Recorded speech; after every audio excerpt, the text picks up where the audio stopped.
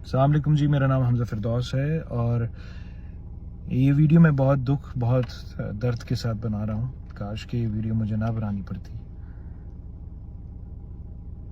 میرے والد کی کچھ ریسنٹ ویڈیوز بہت سرکولیٹ ہو رہی ہیں اور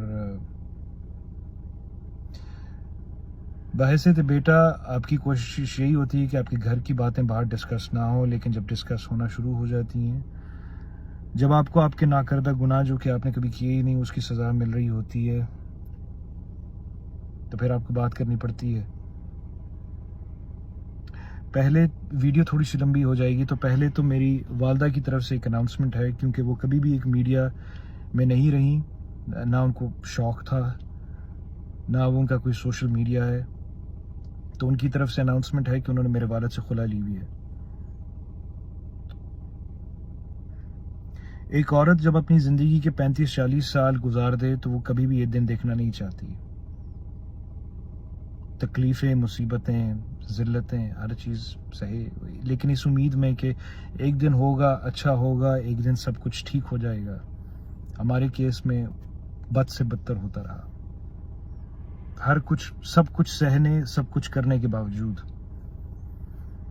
ایک انسان میں جیسے اچھائیاں ہوتی ہیں تو کچھ برائیاں بھی ہوتی ہیں، کچھ حرکات بھی ہوتی ہیں، چیزیں بھی ہوتی ہیں. بہت ساری چیزوں کا ہمارے میڈیا کے لوگوں کو علم ہے، بخوبی پتہ ہے کہ میں کس بارے میں بات کر رہا ہوں. ان سم کیسز ہمارے سے بہت زیادہ پتہ ہے. عوام کو نہیں پتا تو اللہ نے پردہ رکھا ہوا ہے، so I won't go into that.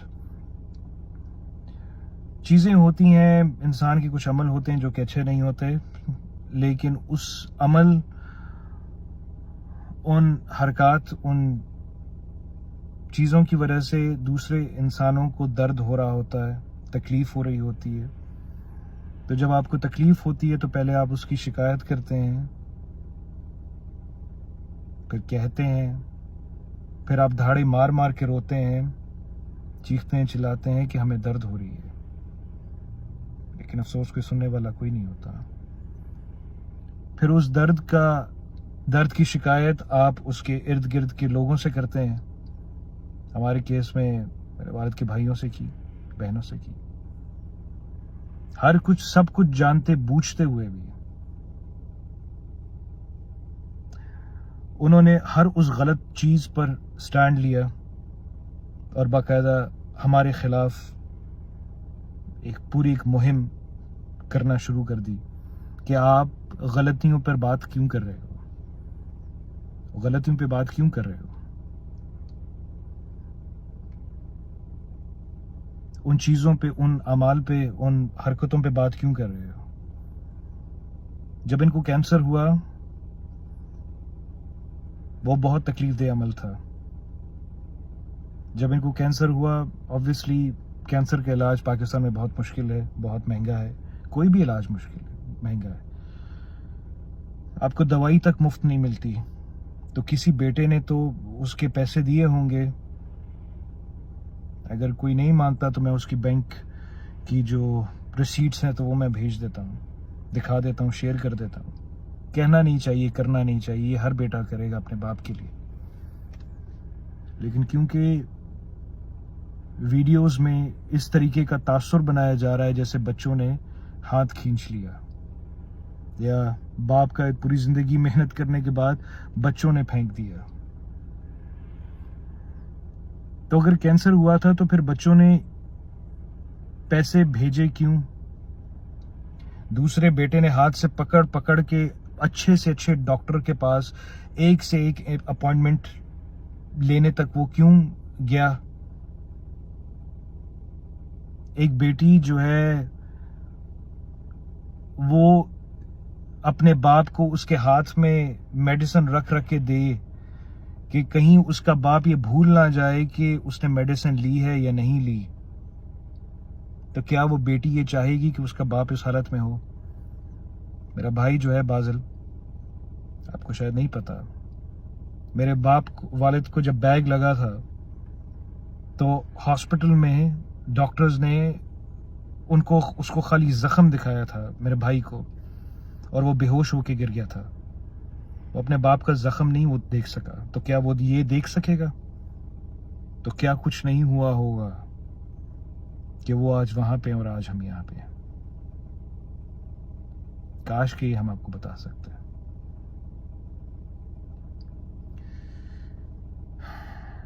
میری والدہ نے بہت کوشش کی, ہم نے بہت کوشش کی کہ چیزیں یہاں تک نہ آئیں. گھر کی بات, فیملی کی بات گھر کے اندر رہے. میرے والد نے پوری زندگی اپنی ٹرمز پہ گزاری ہے. وہ آج بھی یہی کہتے ہیں کہ میں اپنی ٹرمز پہ گزار رہا ہوں. تو ان کے پاس پیسے تھے جب وہ گئے تھے, جب ان کے پاس پیسے ہیں ابھی, تو انہوں نے اس جگہ کا انتخاب کیوں کیا؟ اس بات کا جواب ان کے پاس بھی ہے, اس بات کا جواب ہمارے پاس بھی ہے. لاہور میں بہت اچھی اچھی جگہیں ہیں, مناسب قیمت پہ آپ کو مل جاتی ہیں. بری جگہ کیوں؟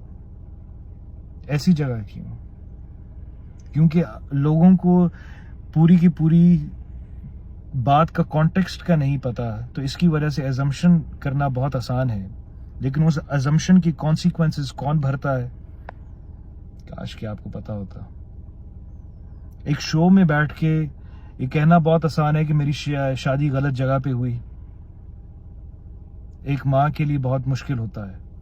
یہ ویڈیو بنانے سے پہلے میری ماں نے مجھے بہت تاکید کی کہ ذرا بیٹا ذرا تھوڑا دھیان سے, کیونکہ اس کو پتا ہے ایک ماں کو گھر بنانا ہوتا ہے, اس کو اپنی بیٹیوں کا پتا ہوتا ہے, اس کو اپنی بہوؤں کا پتا ہوتا ہے, بیٹوں کا پتا ہوتا ہے, شوہر کا پتا ہوتا ہے, تو کبھی بھی نہیں چاہتی وہ. میرے چچاؤں کی طرف سے ہمیں مارنے کی دھمکیاں ملی. میں نے 18 سال محنت کر کے گھر بنایا, فائلیں لے گئے, دکھائیں لوگوں کی کسی نہ کسی طریقے سے ہم ان کو سڑک پہ لے آئے,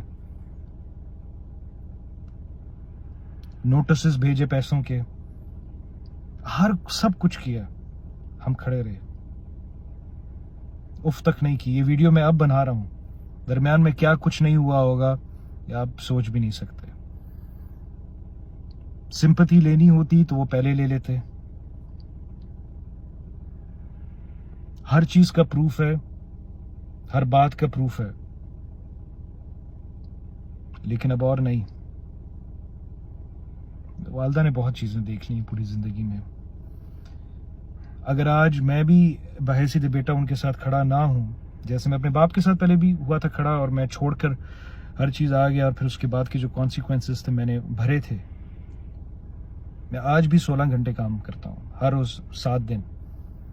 میرا بھائی 14-15 گھنٹے وہ دن میں کام کرتا ہے, جم چلاتا ہے, اس کے علاوہ فٹنس ٹریننگ. اس کے بعد ایک میری بہن نے میرے ساتھ مل کے کمپنی شروع کی. آپ میرے والد صاحب سے کسی دن پوچھیے گا, قرآن پہ حلف لیجیے گا کہ کیا میں نے ان کو یہ نہیں کہا بار بار کہ آپ کو کام کرنے کی ضرورت نہیں, ہم کریں گے. یہ آپ پوچھیے گا کسی طرح سے. آپ مجھے 5-6 سال میں کوئی ایک ڈرامہ دکھا دیں کہ جو کہ کیا ہو, تو یہ کیسے چل رہا ہے نظام؟ To reach to a conclusion,